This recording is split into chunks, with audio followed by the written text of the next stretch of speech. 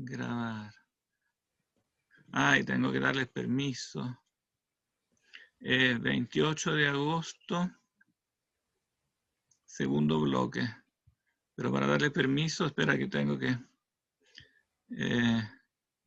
dejar. Ya, ahí le envié los 2 tomos del manual. Ya, son 2 archivos diferentes. Sí. O están todos en un solo archivo. No, son 2 volúmenes distintos. Son 2 volúmenes, ya, perfecto. Ya, aquí tienen varios permisos para grabar. Magdalena, Sofía.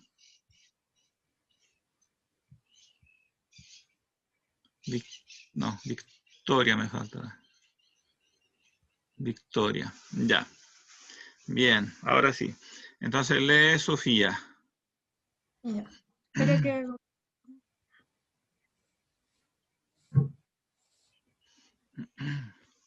Ya. Voy. Más noble el canto, oh musas de Sicilia, alzadlo un poco, que no a todos placen los boscajes y humildes tamarices. Si las selvas cantamos, que de un cónsul no designa el cantar. La edad postrera ya llegó del oráculo de Cumas, nace entero el gran orden de los siglos. Vuelve la Virgen ya, vuelve el reinado primero de Saturno, y al fin baja estirpe nueva desde el alto cielo.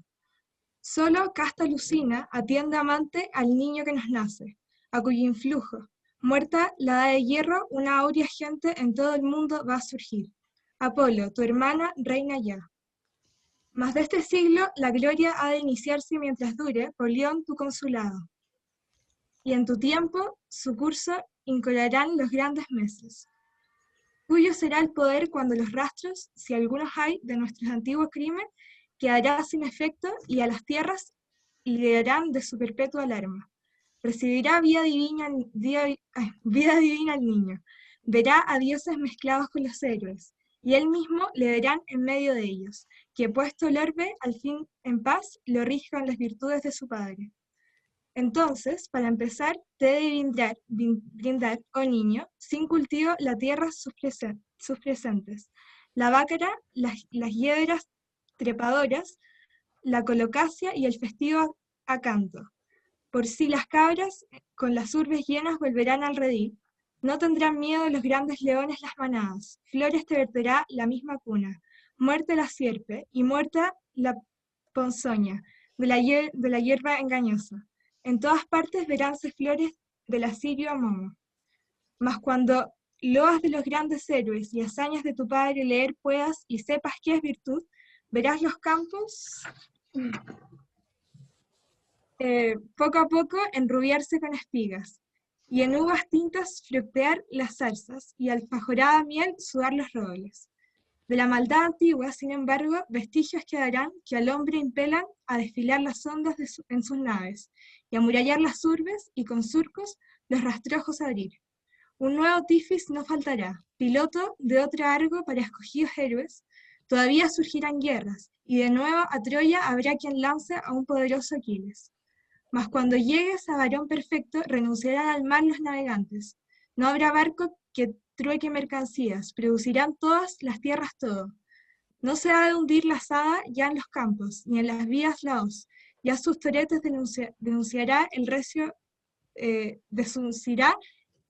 cañón. La lana no querrá ya mentir varios colores. Por sí mismo, el morueco en los pradales mudará su vellón en clara púrpura, o en amarillo gualda, y los corderos, al pastar, teñirse de escarlata. Pronto y láctales siglos, repetían, a usos las parcas, de concierto con el fallo inmutable de los hados. A los grandes honores adelántate, tu tiempo ya llega, divino vástago, incremento magnífico de Jove. Al mundo mira gravitar el peso de la celeste bóveda, las tierras, los mares, las honduras de los cielos. Todo, mira, de gozo se estremece ante el siglo que llega. Oh, que hasta entonces alcanzara el ocaso de mi vida con voz e inspiración para cantarte. Mi canto no venciera al tracio Orfeo, no la venciera Lino, aunque acudiesen padre y madre divinos a asistirles, Orfea Calíope o a Lino Apolo. Si me retase Pan y toda Arcadia estuviese de juez, Arcadia, toda Pan le sentenciará de vencido. Con tu sonrisa a conocer empieza, tierno niño, a tu madre, que 10 meses por ti sufrió de expectación ansiosa. Niñito, empieza, al niño que no sabe sonreír a su madre no le brindan ni un dios la mesa, ni una diosa el lecho. Bien.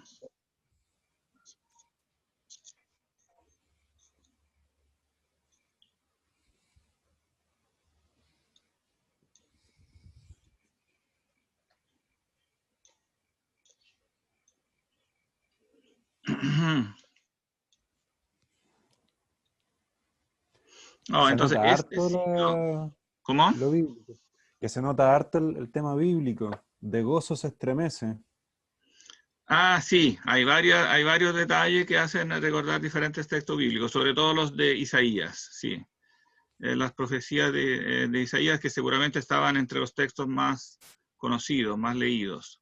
Que él va hilando, sin embargo, también con otras fuentes, ¿no? Con otras fuentes clásicas. Por ejemplo, esta idea de que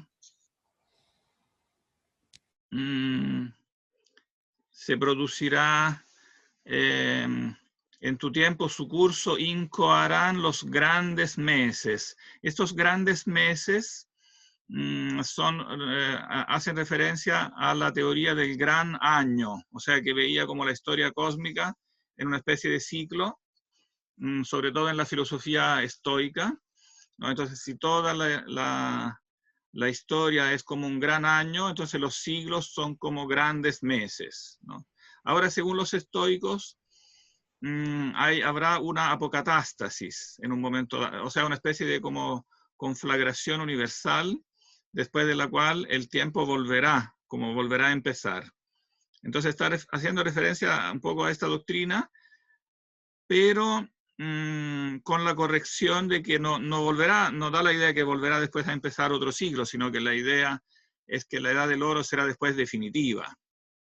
Entonces ese también es un elemento importante. No solamente volverá, lo cual podría ser que tenga que ver con una visión cíclica, a la manera de los estoicos, ¿no? Pero después cuando él dice, o sea, no después, sino que ya en el comienzo, cuando dice que es la última edad, más bien hace pensar que será una edad definitiva ya, que es más como la visión bíblica, que digamos que la época mesiánica, que es la época de oro, es una época después definitiva, ¿no?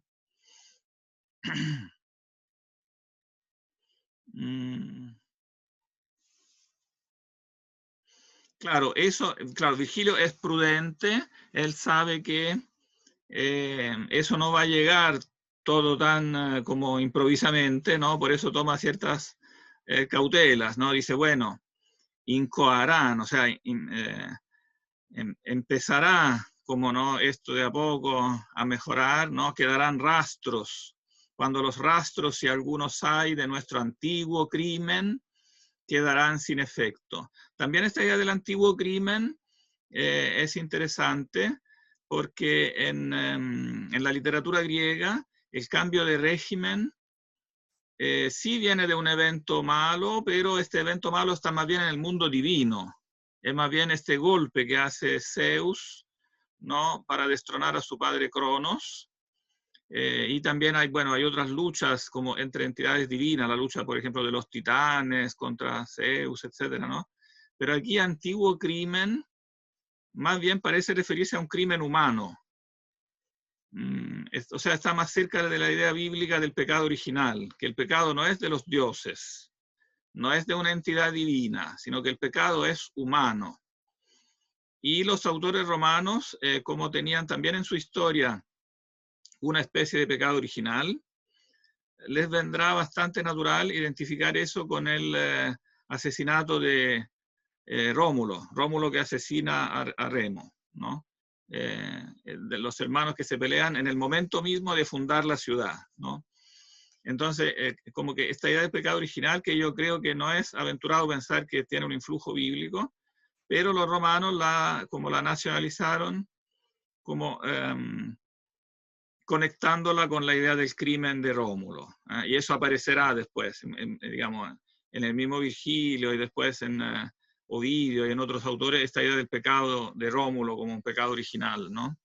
Después Rómulo es divinizado, de alguna manera es rescatado de este crimen, pero el crimen de alguna manera queda ahí, ¿no? El crimen para los antiguos, en la civilización cristiana casi se da por obvio. Nos acostumbramos a dar por obvio que hay un perdón de los pecados, pero eso no es obvio. Y no era obvio en el mundo pagano. Un crimen en el mundo pagano, como ustedes lo vieron en la tragedia griega, por ejemplo, es algo que queda, ¿no? Es una mancha que queda ahí, no es tan fácil de borrar.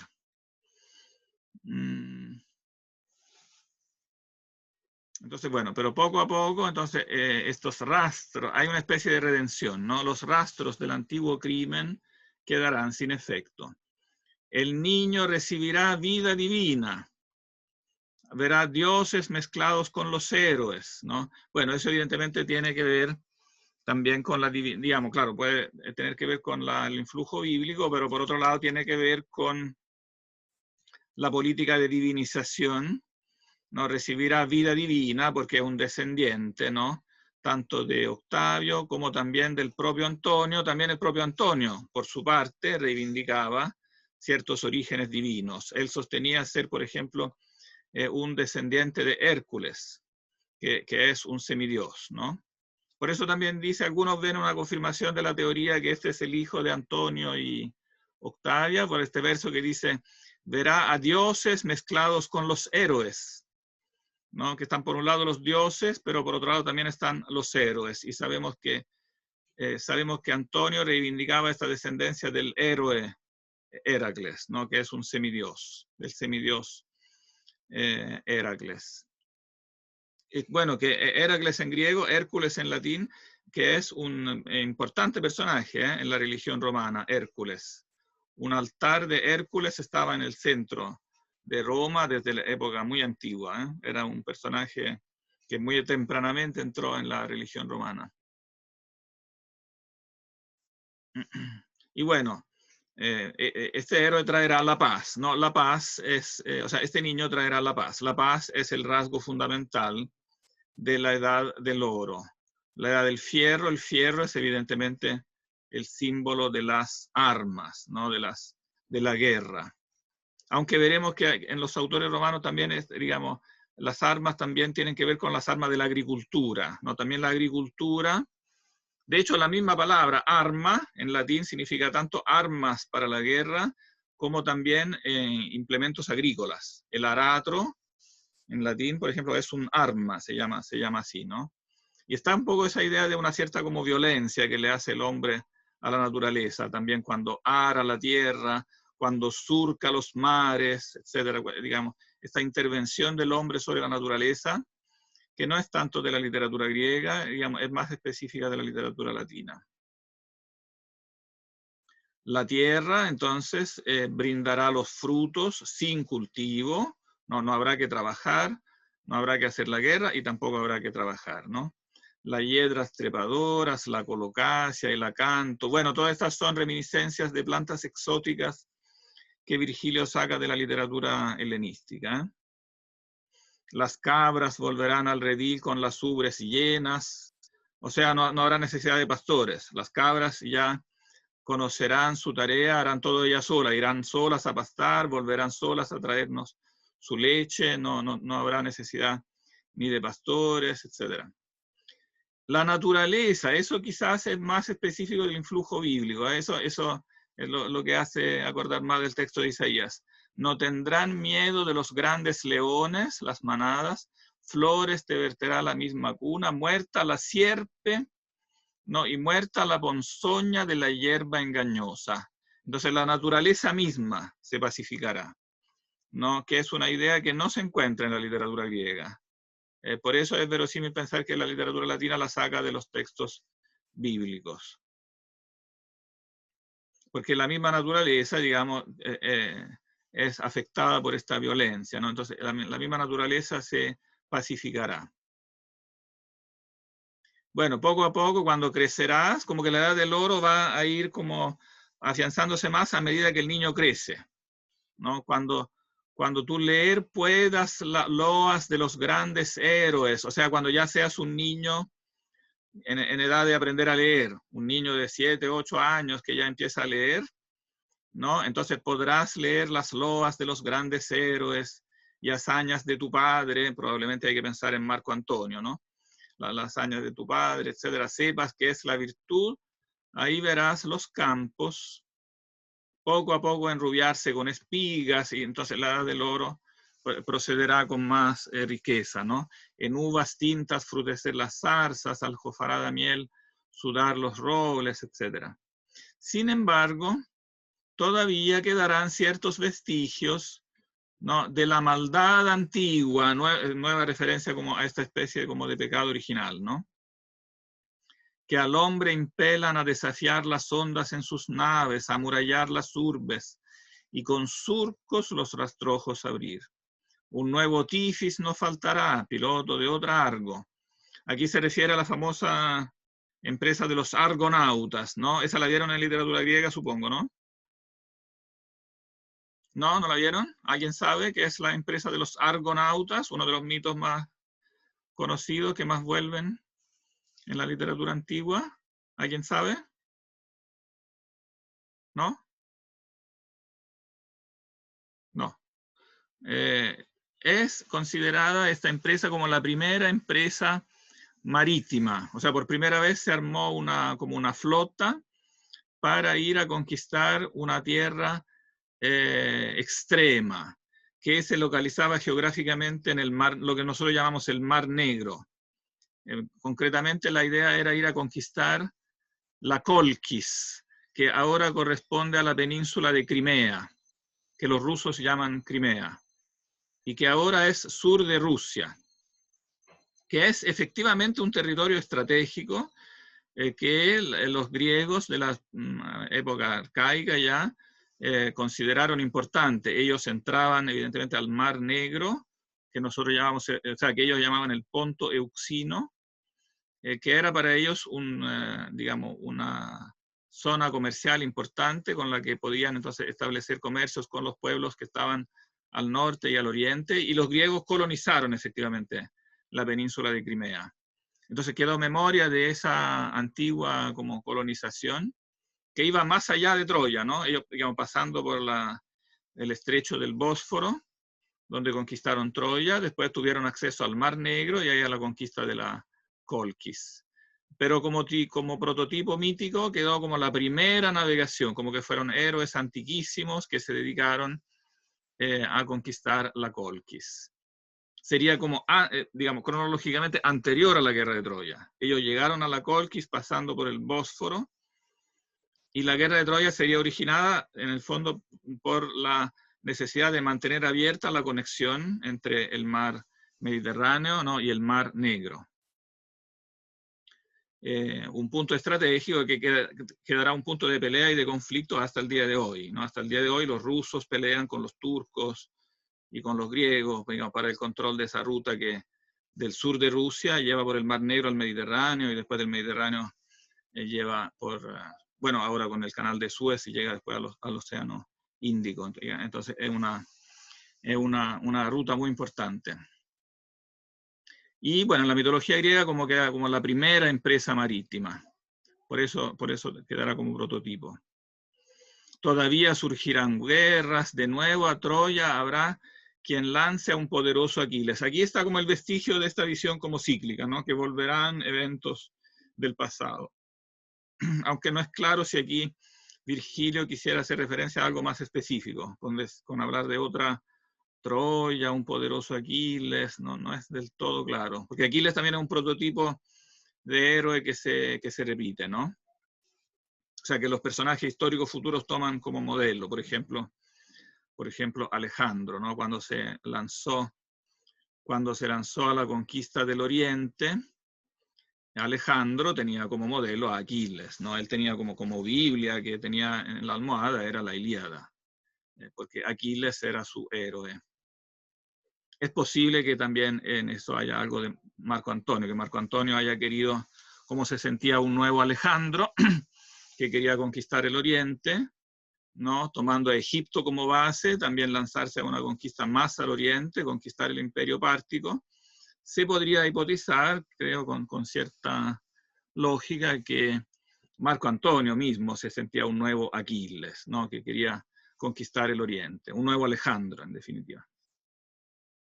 En esto Octaviano era como más realista, digamos, no se aventuró a una guerra hacia el oriente, se limitó a una acción local, militar local, y finalmente a una acción diplomática para establecer el confín en el Tigris. Pero finalmente, cuando llegue ese varón perfecto, ahí sí que la edad del oro será, digamos, completa, ¿no? Renunciarán al mar los navegantes, no habrá barco que trueque mercancías. También el comercio, evidentemente, es visto como algo propio de una edad decaída, ¿no? Una edad en que uno tiene que ir a buscar las mercaderías en otra parte del mundo, y eso implica peligros, luchas, etc. Todo eso entonces es visto negativamente. Eso que evidentemente los romanos estaban haciendo a gran escala, porque el Imperio Romano evidentemente significó también eso, ¿no? El dominio completo de los mares, el control militar y comercial, digamos, de todos los mares, del Mare Nostrum, como dijeron los romanos, ¿no? Pero desde el punto de vista de los poetas, evidentemente eso pasa a ser un prototipo negativo, porque también es una manifestación de violencia, ¿no? De alguna forma.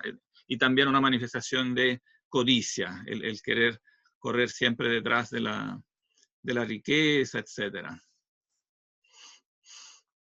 Y bueno, finalmente se dejará del todo de trabajar, ¿no? Ya no será necesario hundir la azada en los campos, ni en las vides la hoz. También aquí está como esa idea de la agricultura en este aspecto algo como casi violento, ¿no? Como si hundir la azada en los campos y la vida en la hoz tienen como una analogía militar, tal como hay que pelear en la guerra contra los seres humanos. De alguna forma hay una como especie de pelea violenta con armas también en la agricultura, ¿no? La lana no querrá mentir varios colores, por sí mismo el morrueco en los pradales mudará su vellón en clara púrpura o en amarilla gualda. Los corderos al pastar teñiránse de escarlata. Todos los lujos, también que los ricos compraban, importaban todas estas mercaderías, las tinturas, por ejemplo, para teñir la ropa, etc. Todo eso no será necesario. Los animales solos, la lana de los corderos solos se colorearán, saldrán coloreados, ¿no? Pronto hilad tales siglos, ¿no? Todo esto será, evidentemente, con el beneplácito de las parcas, que son las diosas que hilan, esas sí las vieron en la literatura griega, ¿no? Las parcas que hilan el hilo de la vida, ¿no? El hilo del destino, que son un símbolo, ¿no? Evidentemente del hado, del fallo inmutable de los hados, ¿no? Eso es necesario, tendrá que ocurrir porque es una decisión inmutable del hado. A los grandes honores adelanta de divino vástago. Bueno, evidentemente tú también después serás poderoso, tendrás una carrera política. Los grandes honores son los cargos propios de la República Romana, ¿no? Primero uno es pretor, después cónsul, esos son los honores. Evidentemente tú revestirás todos esos cargos y serás, ¿no? Claramente, un hijo de los dioses, ¿no? Incremento magnífico de Jove. Al mundo mira gravitar al peso de la celeste bóveda, o sea, serás un soberano y además un soberano universal, ¿no? Todavía Virgilio evidentemente no tiene, aquí recuerden que estamos en el año 40 a.C., Virgilio no sabe todavía, no existe una certeza de que Octavio será el soberano. Por eso, para mayor prudencia, más bien eso prefiere acreditárselo a un descendiente, a alguien que viene después, ¿no? Y que no es muy bien identificado, ¿no? Todo eso también es, bueno, es propio del género profético, ¿no? Que no precisa tanto, pero evidentemente Virgilio también le pone su dosis de astucia, de prudencia, ¿no? Lo deja indefinido porque en el año 40 no es muy claro lo que va a pasar en la política romana. Hay ciertas cosas que se entreven, pero no es claro. Y bueno, finalmente termina con una profecía también bastante solemne acerca de sí mismo, ¿no? O sea, él mismo, en esta edad del oro, que cuando este que ahora es niño será un varón perfecto, evidentemente Virgilio para esa época ya será anciano, ¿no? Hasta entonces alcanzar, ojalá que yo viva hasta esa época, ¿no? Alcanzar el ocaso de mi vida con voz e inspiración para cantarte. Si así será, si realmente yo tendré vida, ¿no? Entonces dice nada menos, ¿no? Mi canto no venciera el tracio Orfeo, que era el prototipo mítico del poeta, ¿no? El maestro, el padre de los poetas. No lo venciera Lino, otro poeta de la mitología. Aunque acudiesen padre y madre divinos a asistirles, o sea, Caliopea, la musa, la madre de Orfeo, y el propio Apolo, que sería el padre de Lino, ¿no? Entonces, yo seré o sea, está subiendo la autoestima Virgilio, ¿no? Será un poeta hasta más grande que Orfeo y Lino, ¿no? Si me retase Pan, otro personaje como un pastor también divino, ¿no? Un dios pastor, el dios de los pastores, ¿no? Y toda Arcadia, la región griega donde vive el dios Pan, toda Arcadia estuviese de juez, Arcadia toda a Pan le sentenciara de vencido. O sea, el mismo Virgilio vencerá al propio Pan, que era evidentemente un dios, un poeta dios también. Sobre todo Pan relacionado con la música, ¿no? Entonces Virgilio aquí hace una profecía sobre sí mismo también, bastante atrevida, ¿no? Pero que de alguna manera se realizará. Virgilio fue buen profeta de sí mismo también, ¿no? O sea, se realizará no de la forma exacta en que se podía prever en el año 40, pero se realizará esta llegada de cierta forma de la edad del oro, porque llegará la paz con Augusto, ¿no? Entonces llegará efectivamente una época totalmente distinta a los horrores de las guerras civiles. Claro, nosotros sabemos que también existe una historiografía crítica para con Augusto que también pone el dedo en la llaga de que, claro, esta famosa edad del oro también tendrá crímenes, pero digamos que sumando y restando, no se puede negar que mejoró la situación, digamos, que después de verdaderamente el baño de sangre de las guerras civiles, comparado con eso, la edad de Augusto es efectivamente una edad del oro, ¿no? Aunque claro, eso costó evidentemente su precio también, ¿no? Y bueno, y al propio Virgilio efectivamente le alcanzó, en cierta forma, el ocaso de la vida. Claro, pasó más rápido porque, digamos, no es que llegó a tan viejo, pero suficiente como para efectivamente cantar, ¿no? Las hazañas después, no del hijo, sino que del propio, en definitiva, del propio Augusto. Aunque después cuando habla, evidentemente, en los poemas siguientes, en la Georgia y después en la Eneida, esta hipérbole de ser superior a Orfeo y Lino, no, eso evidentemente lo matizará, ¿no? Orfeo y Lino serán los patriarcas divinos de la poesía, y él ya dejará de compararse a ellos, ¿no? Esto es como una especie de entusiasmo juvenil que tiene aquí, es joven todavía Virgilio, ¿no? Cuando más viejo, se declarará siempre como, claro, discípulo de Orfeo, etcétera, pero siempre estas figuras volverán, ¿no? ¿Y qué significan estas figuras? En definitiva, ¿por qué es importante? Porque marcan la identidad del poeta como alguien que es algo más de lo que nosotros en nuestra cultura identificamos con el poeta, con el escritor, ¿no? Aquí, evidentemente, el poeta tiene una misión, una función, ¿de qué tipo?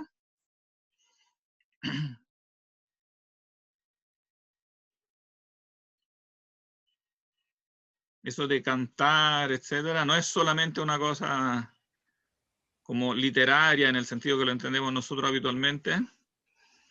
Tiene un carácter profético. Claro, tiene un carácter propiamente profético, en todo el sentido de la palabra, ¿no? O sea, es profecía en todo el sentido de la palabra. Entonces tiene un peso religioso muy grande, ¿no? Profecía es no solamente prever el futuro, ¿eh? Es hablar a nombre de los dioses, es ser el intermediario, ¿no? Que habla, o sea, por medio del cual los dioses hablan, ¿no? No solamente profetizando el futuro, sino que también celebrando el presente o celebrando los orígenes divinos, ¿no? De Octavio, etcétera. Digamos, todo lo que es mensaje divino viene por medio del poeta. Eso no es obvio, ¿eh? O sea, para el ambiente cultural de Virgilio. No es que todos los escritores de la época de Virgilio se sintieran profetas. No, muchos se sentían simplemente, digamos, letrados en el sentido en que, literatos o escritores en el sentido más cercano al nuestro, diríamos, ¿no? No todos tienen esta como fe religiosa que caracteriza a Virgilio. Yo creo que hay suficiente elemento para decir que en Virgilio esta fe religiosa es sincera. Él cree realmente, como que los dioses están como ayudando, bueno, ahora este niño, después se verá que han ayudado a Octavio, etc.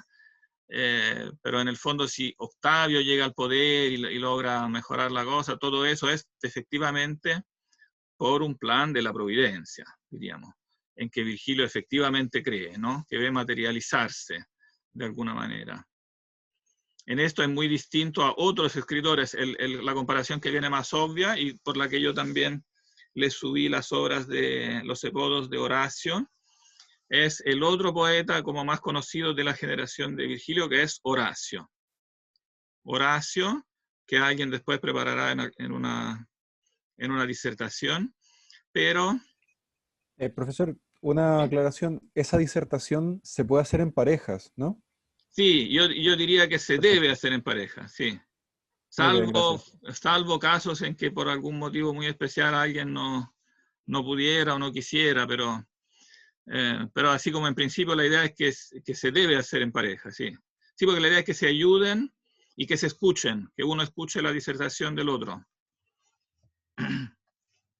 Aunque, repito, no va a poder ser probablemente, aunque quizás sí, ahora con el bajar de la cuarentena se puede hacer también en carne y hueso, se pueden escuchar en persona, mejor todavía.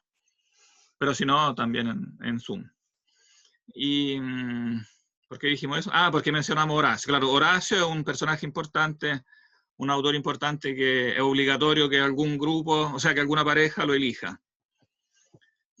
Pero ahora vamos a ver un poema de él específico porque tiene que ver, no sé si van a alcanzar a leerlo todo, pero al menos un par de versos. Porque la hora terminó, pero yo como siempre les voy a robar un poquito a todos los que puedan, que son casi todos, ¿no? La única que tiene, Magdalena, ¿tú a qué hora tienes que irte? Lo que pasa es que después tengo una clase a las 1:20 de latín, pero algunas semanas me pasa que me tengo que trasladar o tengo que comer algo entre medio, entonces me tengo que ir antes, pero hoy día me puedo quedar. Ah, ya, pero 1:20, así que no hay tanto apuro. Sí, todavía tengo tiempo. Ah, ya, ok. Entonces le voy a robar todavía unos 15 minutos.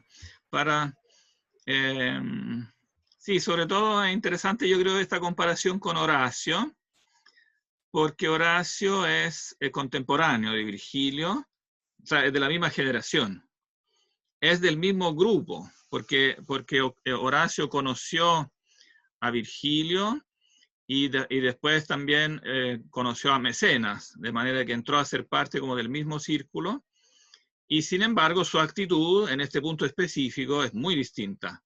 El epodo que yo quiero comparar es precisamente un epodo donde él habla de la edad del oro.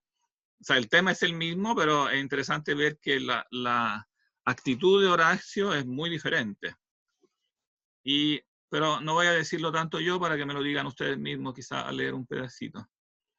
No es tan largo tampoco. A ver. Horacio. Ah, pero tengo que dejar de compartir y volver a compartir.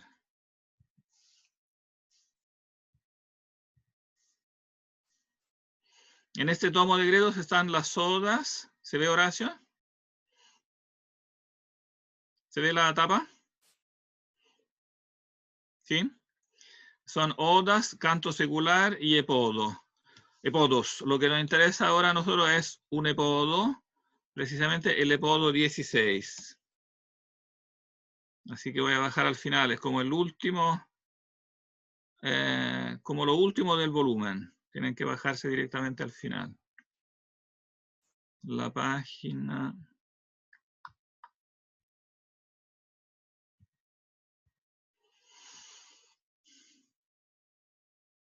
No es el último, pero casi, es el 16.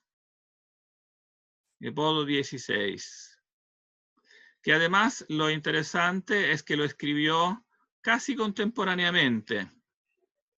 Son dos poemas que se escribieron en los mismos años. De hecho, hay una de las interminables discusiones entre filólogos sobre cuál es el primero, quién escribió primero. Yo me convencí, después de escuchar varios argumentos, que viene primero Horacio, y entonces de eso yo, o sea, porque mi interpretación es que Virgilio le está contestando a Horacio con la cuarta égloga. O sea, está retomando el mismo tema, pero le está contraponiendo otra visión. Entonces está usando, digamos, se podría decir, el mismo topos literario, pero la actitud es completamente distinta, casi yo diría opuesta. Bueno, también favorecida por el hecho de que sobrevino la paz de Brundisium, ese tratado de Brindisi, que probablemente no existía todavía, o al menos no hay rastro que existiera todavía una atmósfera de paz cuando escribe Horacio. Entonces lo más probable es que Horacio escriba antes de la paz de Brundisium, después de en algún momento entre el 44 y el 41, cuando la situación era efectivamente muy turbulenta y violenta y seguían las guerras civiles y no se veía salida de eso, ¿no? Por eso, aparte así de esta manera tan como pesimista, ¿no? Ya otra generación en guerras civiles se destroza y Roma, ¿se ve el texto? ¿Está compartido? Y se derrumba por sus propias fuerzas, ¿no? A la que no lograron perder los marzos fronterizos, ni la amenaza de Porcena, con su tropa etrusca, o el valor de Capua, émulo del suyo, ni el intrépido Espartago, ni el alóbroge desleal en las revueltas, a la que no sometió la fiera Germania con su juventud de azules ojos, ni Aníbal, execrado por los padres, la perderemos nosotros. O sea, nosotros mismos nos estamos suicidando, ¿no? O sea, matando unos a otros. Generación de sangre maldecida, aquí está como también la maldición primigenia, ¿no? Y su solar será de nuevo ocupado por las fieras. Un bárbaro, pisará victorioso sus cenizas, y a caballo golpeará la ciudad con resonantes cascos. Los huesos de Quirino, resguardados de los vientos y los soles, sacrílego espectáculo, los dispersará colmado de insolencia. Quirino es un dios romano importante y según la tradición predominante es Rómulo mismo divinizado, el propio rey Rómulo, que al morir es como acogido entre los dioses.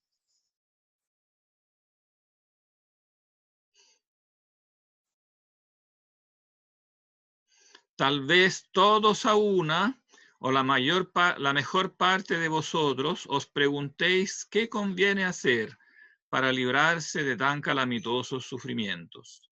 No habrá proposición mejor que esta. Al igual que los ciudadanos de Focea abandonaron, tras execrarlos, los campos y los lares patrios, y dejaron sus templos para que en ellos habitaran jabalíes y rapaces lobos, marchar nosotros a donde quiera que nuestros pies nos lleven, a donde quiera que por el mar nos llamen el noto o el ábrego violento.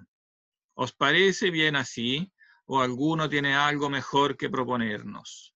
¿Por qué tardamos en embarcar con favorable auspicio? Ahora bien, hemos de pronunciar un juramento. que solo cuando las peñas floten, alzándose del fondo del mar, no sea sacrilegio el que volvamos, y que no nos pese largar velas para tornar a casa cuando bañe el Po las cimas del Matino o el alto Apenino se haya echado al mar. Y cuando un insólito amor con una pasión desconocida haya propiciado uniones monstruosas, de modo que gusten las tigresas de ser cubiertas por los ciervos y adultere con el milano la paloma, y cuando las vacadas confiadas no teman a los leones jaspeados y el cabrón vuelto lampiño guste del agua de la mar salada. Esos son todos, es un elenco que nosotros hemos visto también en la novena égloga, un elenco de cosas imposibles, que es un topos también de la literatura griega, copiado por los romanos, ¿no? O sea, no tendremos que volver hasta que pasen todas estas cosas imposibles. Entonces, el resumen es: mejor nos embarquemos para otro lugar y no volvamos nunca a Roma, porque es un lugar ya maldito donde no hay vuelta atrás, ¿no? Y vamos, pero después pasa al tema de la edad del oro, porque vamos a un lugar donde sí pueda haber algo diferente. Tras estas execraciones y cuantas otras puedan cortarnos el ansia del retorno, marchemos los ciudadanos todos, o al menos la parte que es mejor que el díscolo rebaño, y los que no tienen energía ni esperanza que sigan tumbados en estos cubiles de nefasto agüero. Vosotros, los que tenéis valor, abandonad los duelos mujeriles y volad más allá de las costas de la Etruria. Nos espera el océano que vaga en torno al mundo.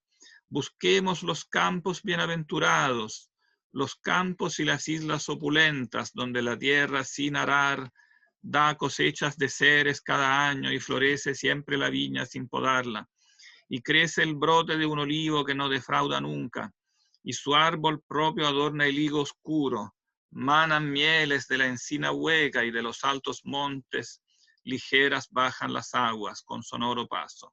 Ahí las cabrillas sacuden al ordeño sin que nadie se lo mande, y el rebaño amigo vuelve con sus ubres bien hinchadas. Ven que los paralelos son con el texto de Virgilio también aquí, son bien estrechos. Y el oso no gruñe rondando el redil al caer la noche, ni se hincha de víboras el fondo de la tierra. También aparece la serpiente. Aquí no daña al ganado peste alguna, no abraza al rebaño el desatado ardor de ningún astro, y aún veremos con asombro y felices otras cosas, como el euro lluvioso no arrasa los sembrados con aguas desbordadas, ni las pingües semillas se queman en las glebas secas, pues el rey de los celestes dioses pone coto a uno y otro extremo.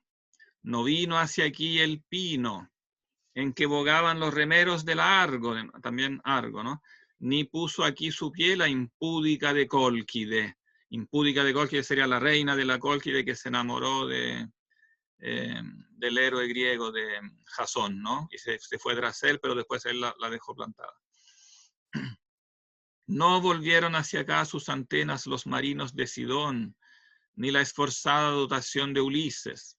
Júpiter reservó aquellas riberas para la gente piadosa, cuando desvirtuó la edad de oro con el bronce y luego con el hierro, endureció los siglos de los que, según mi vaticinio, a los hombres piadosos se concede escapar en buena hora. ¿Qué llama la atención entonces? Ahora les dejo la palabra a ustedes. Bueno, está el tema de la edad del oro, de ahí partió la comparación y está bastante cerca. O sea, yo creo que es claro, evidente que uno de los dos tuvo presente al otro, más allá de cuál hipótesis elijamos, ¿no? Pero es claro que uno le está como respondiendo al otro. Tomemos ahora por comodidad la hipótesis que yo planteé. Imaginemos que sea verdad, no tenemos la seguridad, es una hipótesis, ¿no? Pero imaginemos que sea así. ¿Cuál es la diferencia y qué le está respondiendo como Virgilio a Horacio?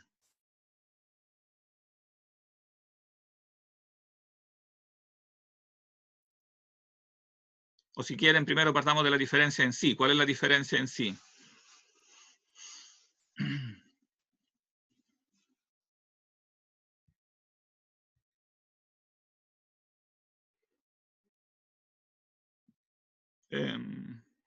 Magdalena.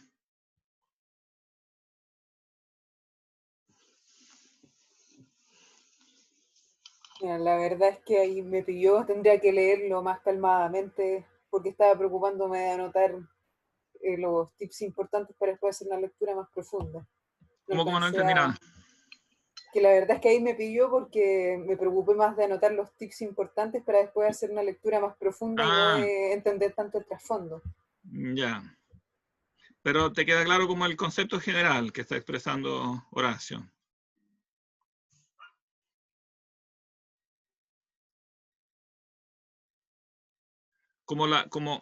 ¿Qué está diciendo? Si tuvieras que resumirlo en una sola frase, ¿cuál es el resumen del poema?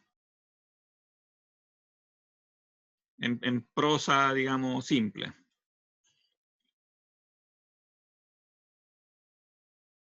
O si no, te lo puede decir quizás Que me Victoria. ayuden, ¿Ah? que me ayuden alguien. Quizás te puede ayudar Victoria. O Carlos. Quieren hacer hablar siempre a Carlos. Ah, sí, mi buena amiga Victoria. Perdón, ¿podría Está repetir la María, pregunta? no, ahora no veo la lista completa. ¿Está María José? No, no está María José. No está María José. Ya. No. Pero está Valentina. Trinidad, no la he escuchado ni visto. No sé si lo puede decir Trinidad. Profe, ¿puedo repetir la pregunta, por favor? La Que ya se pregunta me es olvidó si contestarla. tuvieras que resumir qué dice este poema en una sola frase. ¿Qué está diciendo Horacio muy en resumen?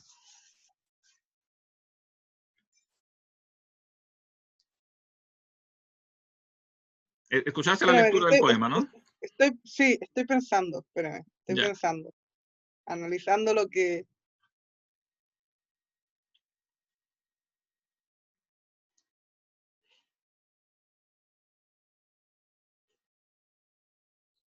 Está hablando sobre como la maldición del pecado original, ¿o no? De Roma, todo el rato como que hay que salir de este lugar porque está maldito, ¿o no? Como a Sí, mí es... sí, ese es, digamos, como el concepto central. O sea, aquí la situación está muy mala, nos estamos destruyendo unos a otros, ¿no? A los que no pudieron destruir ni los etruscos, ni los cartagineses, etcétera, etcétera, etcétera.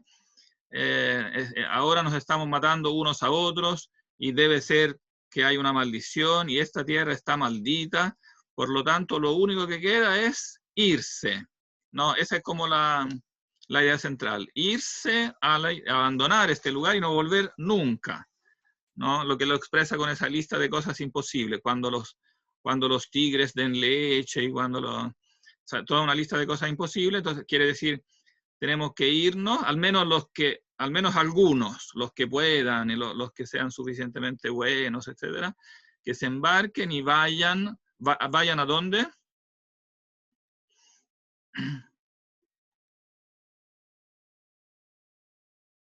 No me acuerdo, profe, Ahí estaba es en donde reunión, entra el sí, tema de pero... la edad del oro, pero trasladado de lugar. O sea, que vayan a las islas bienaventuradas que Júpiter dejó en cierta forma como refugio, como premio para los buenos o para que los que se puedan embarcar e ir. Ahora, esto también, como nota al margen, no lo está inventando Horacio, esto aparece en los versos de Hesíodo, cuando Hesíodo trata el tema de las edades. Generalmente se llama el tema de las 4 edades, porque son 4 metales: la edad del oro, la edad de la plata, la edad del bronce y la edad del fierro. Pero si uno lee con atención, como ustedes van a leer con mucha atención, esa parte de Hesíodo, que parte como del verso 100 de la... O se lo puedo mostrar en pantalla para que anoten los versos donde aparece esto exactamente. Voy a cambiar de pantalla entonces, para que vean ese pedacito, porque ese explica lo que está diciendo un poco, o sea, el precedente de lo que está diciendo aquí Horacio. La obra se llama Trabajos y Días. No es la teogonía, sino que los trabajos y días. Teogonía.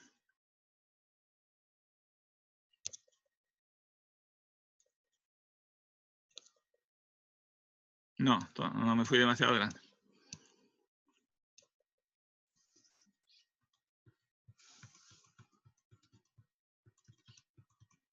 Va, me perdí.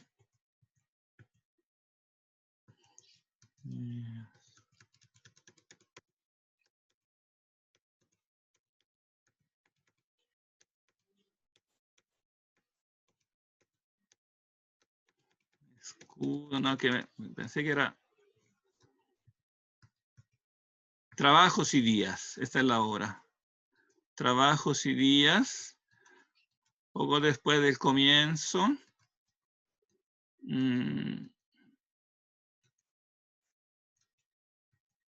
Es importante que esté en el comienzo, porque en el fondo esta doctrina de la Edad del Oro marca como una cierta visión de la historia en general. Entonces es importante como para encuadrar el pensamiento del autor. Aquí está. Mito de las Edades. Este es el número de versos. Estamos en el verso como 100. Te contaré otro relato. No lo vamos a leer todo porque es largo. Primero se relata la Edad del Oro. La pueden leer fácilmente. Después viene la de la Plata. Después la del Bronce. Pero antes de la del Fierro hay una entre medio, que es como la quinta. Que se llamaría algo así como la Edad de los Héroes. Estamos en el verso... ¿Ven Hesíodo, cierto? Donde dice... Aquí, verso como 155. Desde que la tierra sepultó también esta estirpe, la del bronce, en su lugar todavía creó Zeus Crónida sobre el suelo fecundo otra cuarta, más justa y virtuosa, la estirpe divina de los héroes, que se llaman semidioses, raza que nos precedió sobre la tierra sin límites. Salto un poquito. A los otros... El padre Zeus Crónida determinó concederles vida y residencia lejos de los hombres, hacia los confines de la tierra. Estos viven con un corazón exento de dolores en las islas de los afortunados, ¿no? Tal como dice Horacio, vamos hacia las islas que están en el océano, junto al océano de profundas corrientes, héroes felices a los que el campo fértil les produce frutos que germinan 3 veces al año, dulce como la miel, etcétera, etcétera. Entre ellos reina Cronos. No, fíjense que el propio Cronos, eso es muy importante, será muy importante para Virgilio también, veremos. El propio Cronos, desterrado por Zeus, sin embargo, él mismo logra refugiarse, ¿no?, en un lugar lejos, en el océano, etcétera, y ahí puede reinar, y por eso ahí sigue el reino de Saturno, ¿no? Pues el propio padre de hombres y dioses le libró, o sea, lo dejó irse al exilio, ¿no?, sin mantenerlo encarcelado, y ahora benigno, y ahora siempre entre ellos goza de respeto como benigno. Y en cambio Zeus, otra estirpe, creó de hombres, y ahí empieza la edad del fierro, o sea, la edad donde domina después Zeus en la tierra que conocemos, ¿no? Donde domina Zeus es la edad del fierro, del hierro. Bueno, después hay otras cosas interesantes, pero lo que me interesaba ver aquí era que Horacio toma este tema, entonces, de las Islas Bienaventuradas de Hesíodo, que es el tema de la edad del oro, pero en otro lugar, ¿no? En otro lugar. Entonces podríamos decir en un lugar como utópico, ¿no? O sea, se traslada en un lugar donde de alguna manera le es concedido a los hombres, o al menos a algunos de ellos, los más piadosos, los héroes, ¿no? Tener una existencia feliz, ¿no? En cambio, Virgilio, aquí, en el fondo, quizás influido por la famosa paz de Brindis, etcétera, pero le contesta, pone el tema de otra forma. ¿Por qué es diferente, digo, de fondo la actitud? Porque ¿qué está diciendo Virgilio de diferente aquí? Muy en resumen. ¿Quién estaba hablando?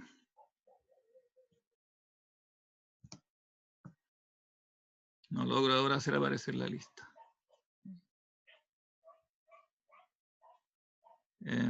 Sofía, dinos tú.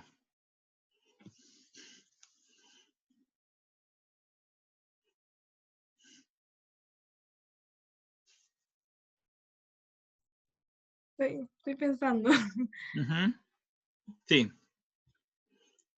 Mm,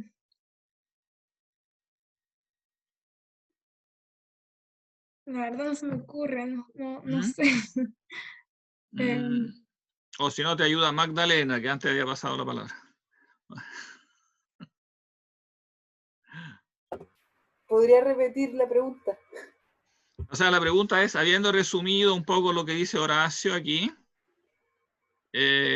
¿por qué, insisto, por qué digo que Virgilio dice en cambio algo bien diferente? O sea, aparece el mismo tema de la Edad del Oro, pero es tratado con una actitud muy diferente.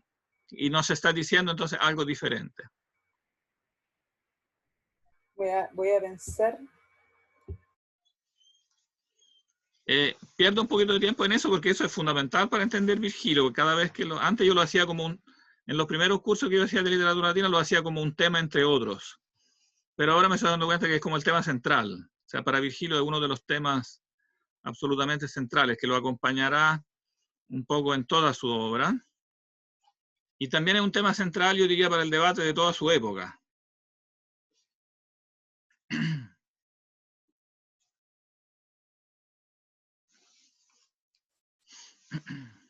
Y este debate, le agrego una cosa más, y este debate no es solo de su época, sino que después sobre la base de Virgilio y la literatura de esta época que será considerada clásica, es un debate después de toda la cultura occidental.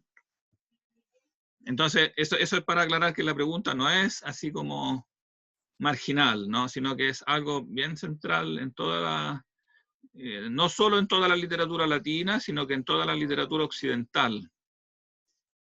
Y yo diría en toda la cultura occidental, literatura, filosofía, etc.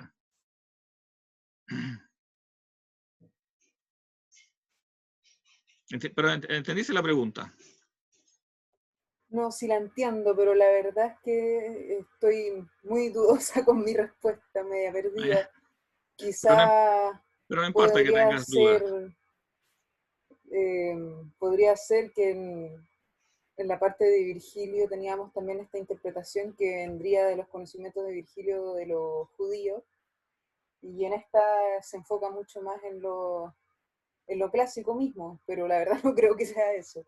Pero si La tuvieras que diferencia. resumir en pocas palabras, ¿cuál es la diferencia de actitud entre los dos?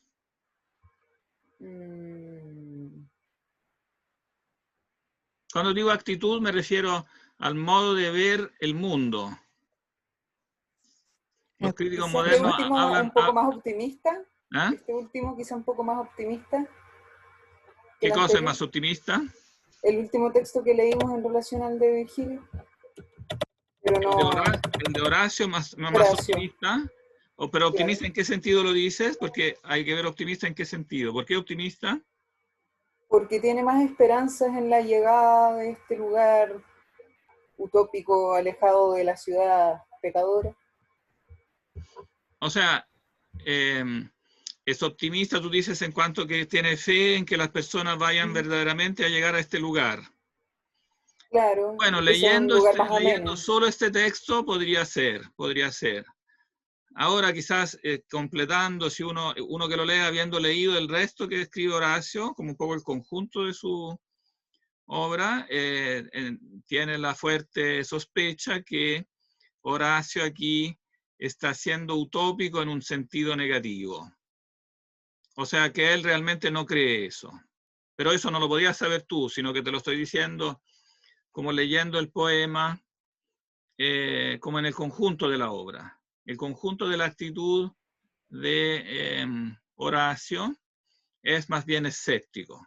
Él no cree que verdaderamente un Dios haya reservado un lugar, pero tiene razón, al leer eso podría ser.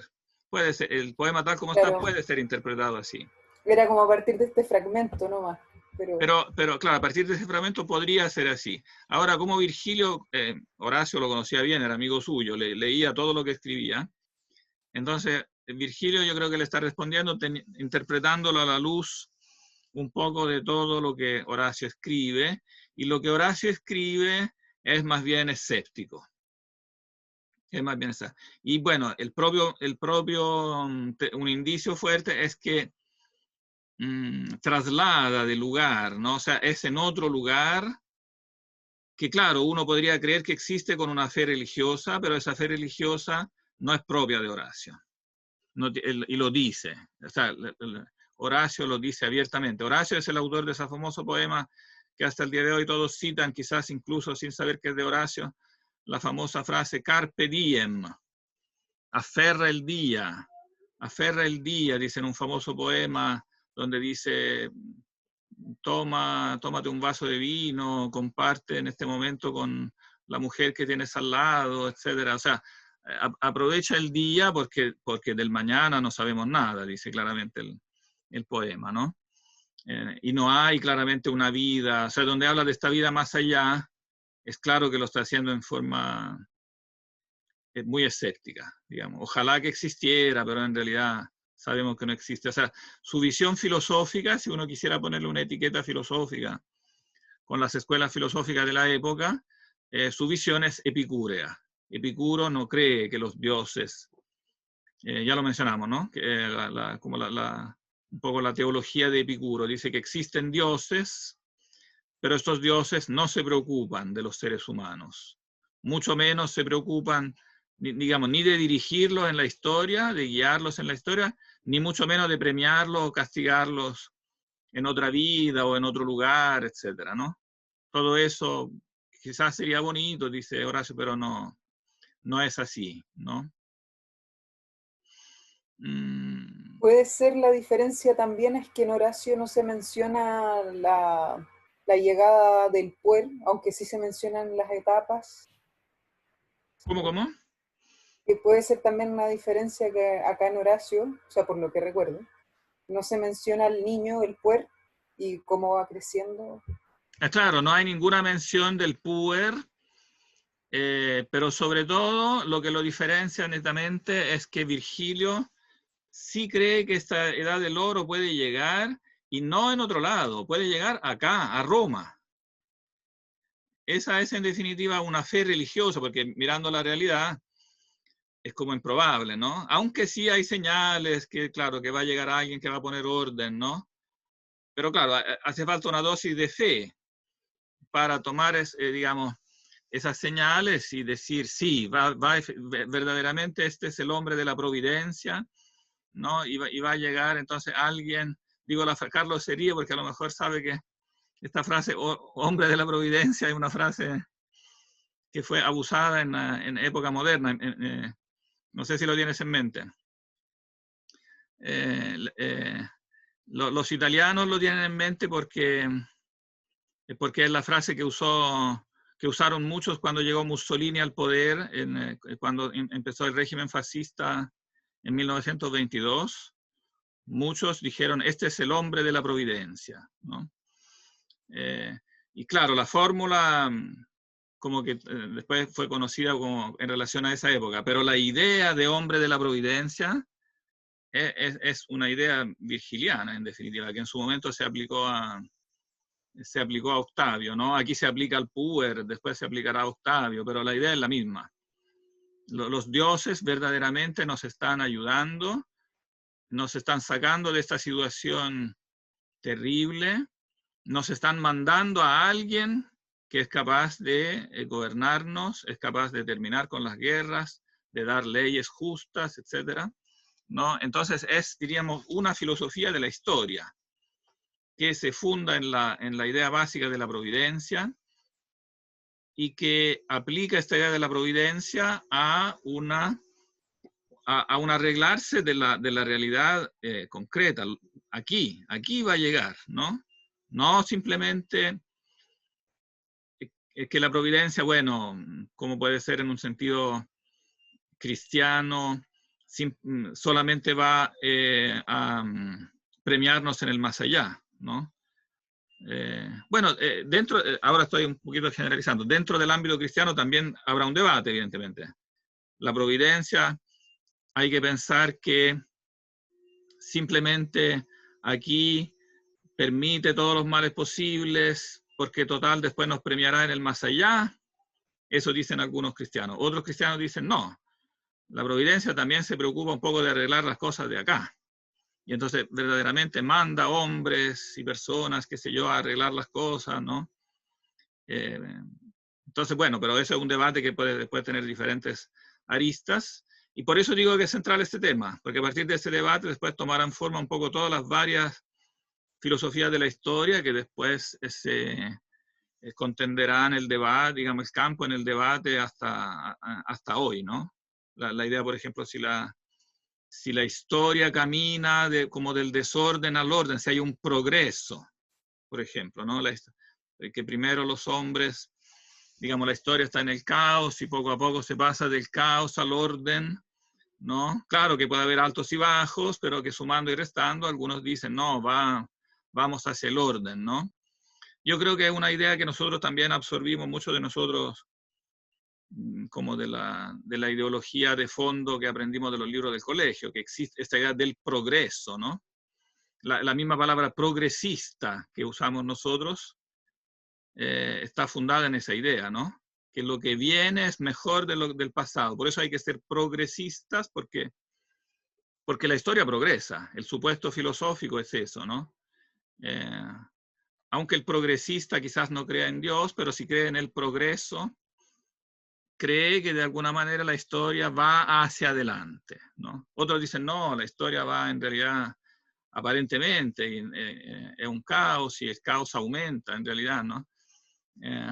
O sea, aunque progrese en algunas cosas, retrocede en otras, de manera que el debate es continuo, es fuerte. Ahora, Virgilio, claramente la postura de Virgilio es una postura de fe, en que no solo hay providencia, cosa que es evidentemente una idea filosófica fuerte, no es que la invente él, estaba fuertemente presente en la filosofía estoica. No es casualidad que también en esta égloga haya esta referencia al gran año de los estoicos, etcétera, porque eso tiene que ver con un tema que a Virgilio le interesa mucho, el tema de la providencia, ¿no? La historia para los estoicos es gobernada por el logos, por la razón, ¿no? Existe una razón del universo que lo guía, que lo ordena, ¿no? No es un logos, quizás ustedes han escuchado hablar del logos en los cursos de teología en el sentido cristiano, ¿no? El logos que después se encarna, ¿no? La sabiduría divina, el Hijo Eterno de Dios, se llama en el Evangelio según San Juan el logos, ¿no? Se dice en el principio era el logos. Claro, en la teología cristiana también el logos gobierna el universo, pero un poco distinto a la teología estoica, porque en la teología cristiana el logos gobierna el universo, pero es un Dios personal netamente distinto al universo. O sea, es un Dios que existe desde el principio y que después crea el universo. Digo después entre comillas, porque no es que haya una diferencia cronológica, pero hay una diferencia ontológica neta. Dios existe ontológicamente primero y después, como dice el Génesis, crea el cielo y la tierra, etcétera, ¿no? Es un Dios creador. El logos de los estoicos, en cambio, es un Dios inmanente al universo, que existe dentro del universo y el universo existe desde siempre. Es como si fuera, hay que imaginarse como si el universo fuera un gran organismo y el mundo que vemos es el cuerpo y el alma, la gran alma de este universo es el logos, ¿no? Es como un único ser vivo, un único zoon, decían los griegos. Es un único ser vivo que es el universo, su cuerpo es el mundo visible y su alma es el logos, ¿no? De manera que es una razón inmanente al universo. Entonces, evidentemente que esta visión del logos inmanente al universo favorece, ¿no?, la visión de que la edad del oro no está en el más allá, ¿no? Sino que tiene mucho que ver con el más acá. O sea, aquí el logos, ¿no? Pondrá orden, etc.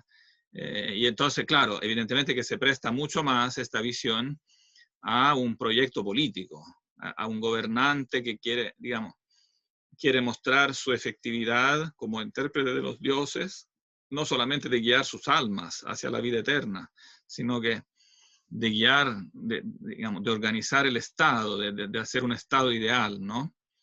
Entonces es una teología de la historia centrada, si uno quiere, en Dios, que guía la historia, pero cuyo fin es la historia misma, poner orden digamos, en la historia misma, ¿no? Y bueno, por eso también entrará después en esta tensión con la visión en cambio cristiana, que dice que sí, el logos guía la historia, pero el fin de la historia no es arreglar el mundo finalmente, sino es como generar otro mundo, digamos, un mundo donde la historia y lo que pueden lograr los hombres por sí solos es superado por digamos, ya la llegada de Dios que ya rompe completamente las dinámicas históricas, juzga, se produce un juicio universal, ¿no? Y finalmente los buenos son premiados y los malos castigados, ¿no? Y la ciudad terrenal es aislada, digamos, de la ciudad celestial. Bien, entonces es un tema muy, muy fuerte. Ahora, eso no quita todo esto, que hay una tensión entre esta visión de la teología de la historia, digamos, de Virgilio con la cristiana, no quita que también hay semejanzas. Y por eso, digamos, en esta visión de la providencia virgiliana hay cosas en común también. La idea misma de providencia es común. Eso explica por qué Virgilio tendrá tanto éxito después en toda la historia occidental, porque en cierta forma, y también específicamente por este texto de la Cuarta Égloga, es considerado una especie de profeta también pagano del cristianismo, ¿no? Un testimonio de cómo también la profecía pagana, la filosofía pagana, la religión pagana están orientadas como a preanunciar de alguna manera ciertas verdades que después el cristianismo explicará con mayor profundidad. De alguna manera anticipa eso, ¿no? Es considerado como una anticipación, una profecía fundamental de eso. Bien, ahora parece que abusé de su paciencia porque ya es la 1:15, así que los voy a soltar. Bien, entonces les queda claro ahí estos pedacitos, estos libros, los pedacitos que hay que tener en cuenta para comentar la égloga. Anótenlo, sí, para que no se le olvide como que parte es de estos textos. Y entonces nos veremos el martes. Bien. No sé si hay alguna última duda práctica, porque la cosa teórica, piénsenla mejor y las preguntas mejor, porque eso va para largo, pero no sé si hay alguna última inquietud práctica, no. Lo que sí les voy a mandar el libro que me mandó Carlos, que tiene todo el manual de von Albrecht completo, para que lo tengan completo, es más cómodo. Bien, muchas gracias entonces por la participación y la paciencia. Chao, nos vemos.